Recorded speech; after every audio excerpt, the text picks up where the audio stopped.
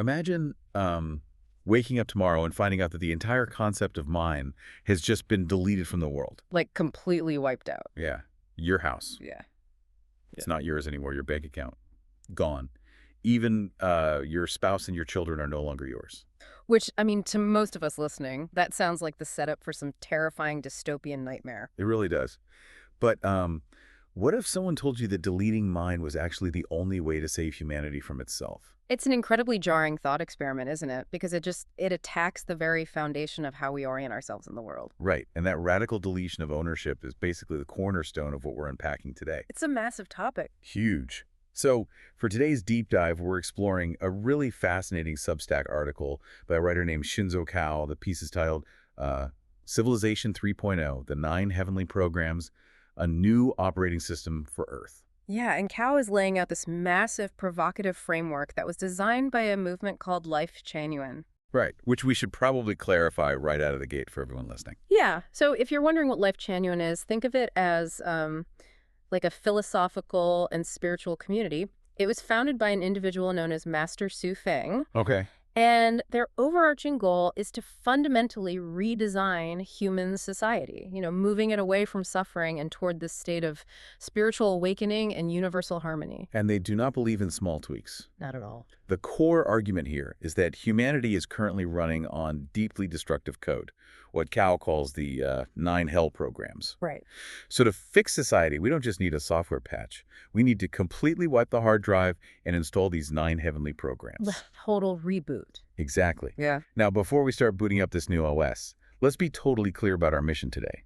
We're exploring these utopian, honestly sweeping blueprints purely as an intellectual journey. Yeah, we want to understand the author's vision and the actual mechanics of this proposed society. Precisely. We aren't endorsing this worldview, and we're not taking a side on the specific societal critiques Cal presents either. No, we are simply stepping into this alternate reality to see, how its architecture holds up and what it asks us to reconsider about our own lives. So let's look at the computer we're currently using, right? Yeah. Before we get into the shiny new software of Civilization 3.0, we have to diagnose the existing bugs. We have to find out what's crashing the system. Yeah. And Cal's central premise is that despite thousands of years of incredible hardware upgrades, I mean, we have quantum computing, we have AI, we can instantly translate languages, our baseline experience hasn't really changed. The stress, the conflict, the scarcity, it's all still there. It's all still there. And Cal says this is because our societal operating system is built on these 9 hell programs. And the list of these hell programs, it really reads like a catalog of human misery. Well, totally. You have division, possession, competition, power, lies, anxiety, fear, desire, and ignorance. Yeah. The author's argument is that as long as these concepts form the base code of our reality, well, every single institution we build on top of them will eventually become corrupted. It makes me think of trying to run a high-powered, beautifully designed, modern app. Let's call it, I don't know, global peace and prosperity. Okay, I like that. Trying to run that on a corrupted Windows 95 hard drive. Oh, it's just going to crash immediately. Right. No matter how elegant the app's code is, the underlying operating system simply cannot process it. It freezes, it glitches, it throws up a blue screen of death. Because Windows 95 wasn't built to handle a globally interconnected, harmonious network. Exactly. And that's exactly why Kao rejects incremental progress. You cannot legislate your way out of inequality if your foundational code includes the program of possession. It just doesn't compute. Right. The logic here is a psychological loop. The concept of possession inherently creates a fear of loss, and that fear of loss drives you to hoard resources. When everyone hoards, you create artificial scarcity. Scarcity breeds anxiety, and eventually that anxiety erupts into conflict or war. So the bug isn't in like a specific tax law or trade agreement. No. The bug is the very idea that a human being can own a piece of the earth. Exactly. Which brings us to the most jarring shift of this entire framework. Formatting the drive. Yes. Formatting the drive and redefining ownership entirely. Because in our current OS, the hell program of private property is the undisputed king. Kao argues it naturally fosters greed and exploitation. So, what replaces it? The Heaven program of shared abundance. Shared abundance. Yeah. In a state of shared abundance, resources are allocated purely by need. Yeah. The entire mechanism of personal accumulation just becomes obsolete. But like, how does that actually work for you or me? Because if I'm listening to this on my commute, I'm probably trading my time at a job I might not even like just to secure resources for my future. Right. You're trying to survive. Yeah, I'm saving for a house, saving for retirement. If shared abundance kicks in, what happens to that drive? It theoretically vanishes. Really? Yeah, because in our current system, wealth acts as a proxy for safety. You don't hoard money just to have money. You hoard it as a shield against future uncertainty. Oh, that makes sense. Right. So if the society categorically guarantees that your basic needs, housing, food, healthcare, are perpetually met by a collective system, the psychological panic that forces you to accumulate simply evaporates. So without the pressure of survival, human life is reoriented around, what, gathering experiences rather than gathering possessions. Exactly. Okay, I mean, eradicating material greed sounds incredible on paper. An end to poverty. Sign us all up. For sure. But this is where the Civilization 3.0 framework crosses a line that might make a lot of people deeply uncomfortable. Yeah, this is the really radical part. Cow doesn't stop at physical property. This new operating system takes that complete lack of ownership and applies it to human connections. The Hell program of traditional marriage and family is deleted. Deleted entirely, replaced by something called the second home. And this requires a massive paradigm shift, because the text argues that traditional marriage and family structures are fundamentally rooted in possession. Right. When you say, my husband, my wife, or my children, Cow suggests you are unconsciously applying property rights to human beings. Which creates jealousy, right, societal pressure, and what the text refers to as karmic entanglements. Karmic entanglements. Meaning like all the messy, painful, obligation-heavy baggage that comes from being legally and socially bound to specific people. Exactly. So in the second home model, individuals are entirely free.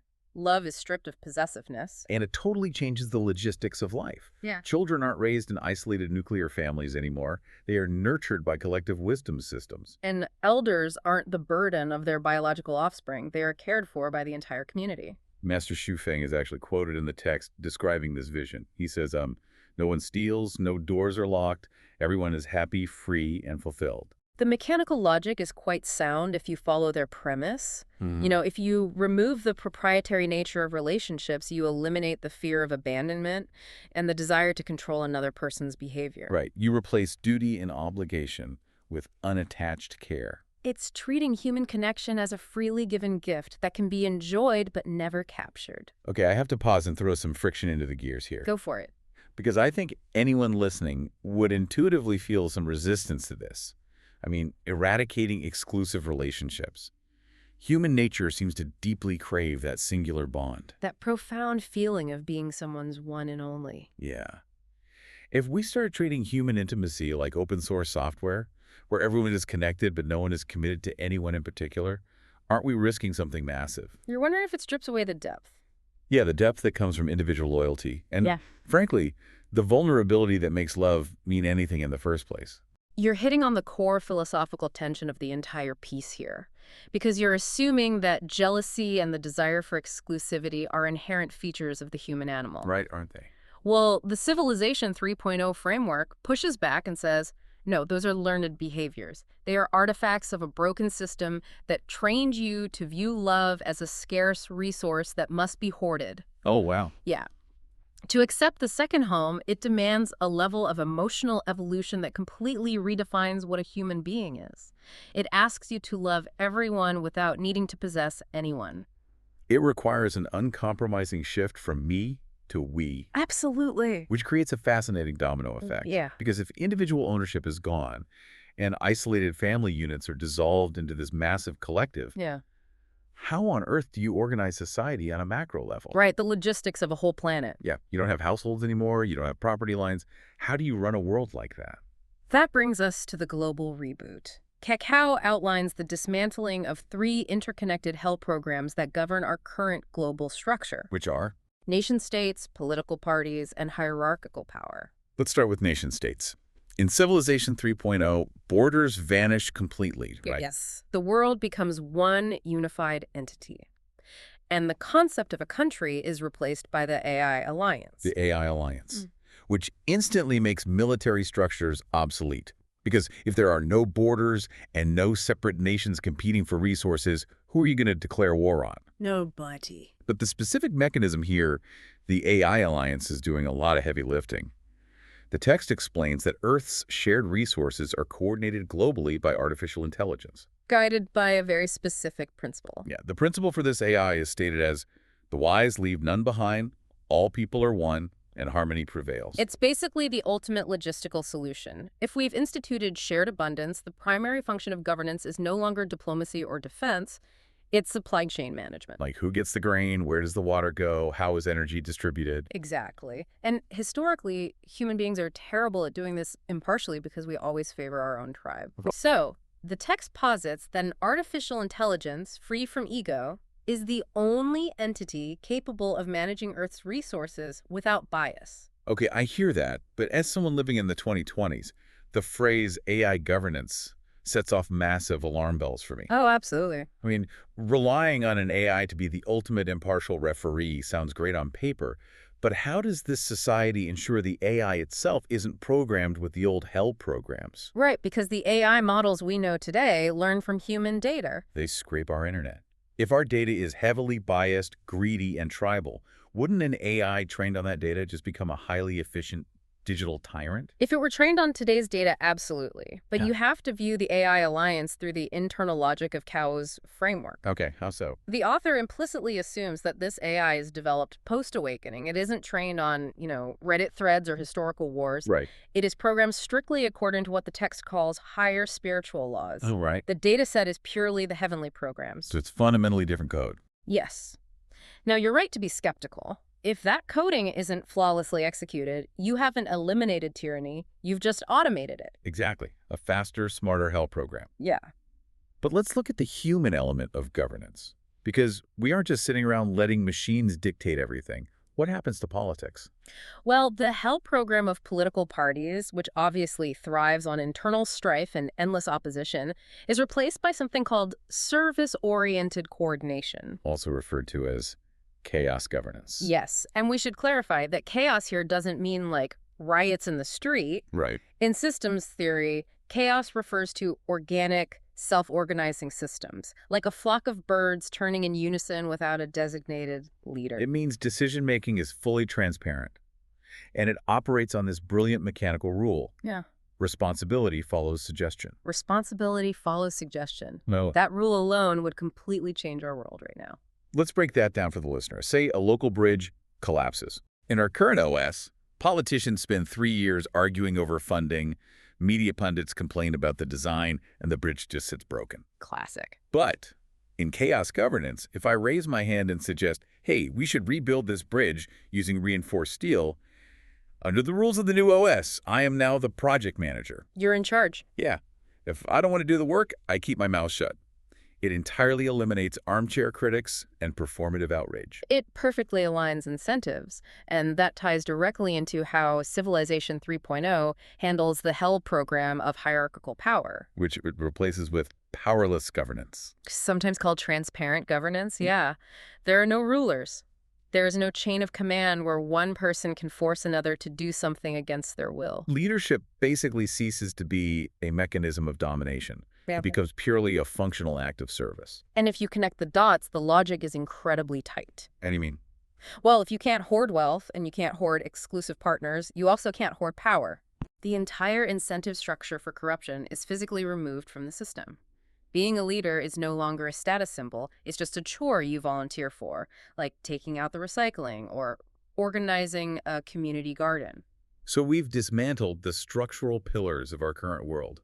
No personal property, no traditional marriage, no countries, no politicians, no DOSes. Which leads us to the most practical, grounded question of this entire thought experiment. Right. What do people actually do all day? Exactly. If I wake up in Civilization 3.0 and an AI is delivering my groceries and I don't have a boss to report to, how do I spend my Tuesday? Well, this requires shifting from structural survival to the actual lived daily experience. Okay. And it means replacing the final set of hell programs that dictate our daily grind, starting with our obsession with competition. Cal writes that our current competitive civilization, which obviously constantly drives anxiety, comparison, and burnout, transforms into creative play or game civilization. Art, technology, and science still happen, but they bloom without the crushing pressure of having to beat the other guy or secure market share. Think about the massive amount of human kinetic energy currently wasted just trying to outmaneuver a rival corporation or, stressing over social status. If you redirect all of that brain power toward creation simply for the joy of creating, the potential for innovation is just staggering. It makes me think of video games. How so? Right now, our careers and our social lives feel like a highly competitive multiplayer combat game. You are constantly trying to level up, guard your loot, avoid getting eliminated. Yeah, that's incredibly accurate. Civilization 3.0 is essentially proposing we switch the game mode to a collaborative sandbox, like Minecraft. Yeah. But even better than Minecraft, because as you pointed out to me earlier, in Minecraft you still have your own private inventory. Sure. In game civilization, there's no inventory to protect. The goal isn't to win, because winning doesn't exist. The goal is just to build and explore alongside other people. That shift from a combat game to a sandbox perfectly captures the transition from a desire-based economy to inner abundance. Right. Cao is very explicit about this. The text points out that our desire-driven economy intentionally fosters emptiness. The system needs you to feel incomplete so that you will buy things to feel whole. But the feeling never lasts. Never. The heavenly program of spiritual fulfillment breaks that cycle. The phrasing Cao uses here is striking. It says this shift evolves humans from consuming animals to awakened beings. We literally stop looking for happiness in an Amazon delivery box and start finding it in conscious connection and spiritual growth. But that level of connection is only possible because of another critical upgrade, moving from the hell program of lies and concealment to complete transparency. Let's talk about what that actually looks like. Complete transparency means all information is open, hidden agendas are eliminated, human interaction becomes inherently sincere. But try to imagine a society with zero white lies. Is that even functional? It is if you understand the mechanism behind lying. Okay, why do we lie? We lie to protect our property, to hide our flaws so we don't lose our exclusive partner, or to manipulate our way up a corporate ladder. Right. If there is no property to protect, no exclusive partner to lose, and no hierarchical ladder to climb, the utility of deception just drops to zero. Oh, wow. So it might be brutally blunt at first, but eventually you get a society where you literally never have to second-guess someone's motives. It's a completely frictionless social existence. And that brings us to the final and perhaps most profound piece of the puzzle. The question of meaning. The hell program of religious fragmentation. Where organized religions compete for truth, claim exclusivity, and cause division. Yeah, that is replaced by the unity of the way. This is where the framework attempts to solve spiritual conflict.